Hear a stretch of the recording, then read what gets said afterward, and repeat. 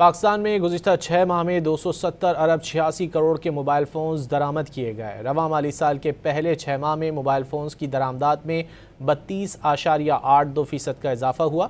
مزید جانیں گے ڈان نیوز کے نمائندے طاہر شیرانی سے۔ طاہر بتائیے گا موبائل کی درآمدات سے متعلق کیا تفصیلات ہیں؟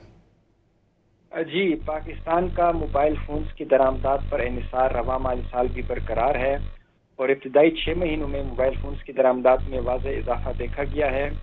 سرکاری دستاویزات کے مطابق جولائی سے دسمبر 2025 کے دوران پاکستان نے مجموعی طور پر 270 ارب 86 کروڑ روپے مالیت کے موبائل فونز درآمد کیے، جو گزشتہ سال کے اسی عرصے کے 203 ارب 92 کروڑ روپے کے مقابلے میں 32.82% زیادہ بنتے ہیں۔ دستاویزات کے مطابق دسمبر 2025 میں پاکستان نے 44 ارب 73 کروڑ روپے کے موبائل فونز درآمد کیے اور نومبر 2025 میں موبائل فونز کی درآمدات 44 ارب روپے تھی، یعنی دسمبر میں ماہانہ بنیاد پر موبائل فونز کی امپورٹ میں 1.63% کا اضافہ ظاہر ہوتا ہے۔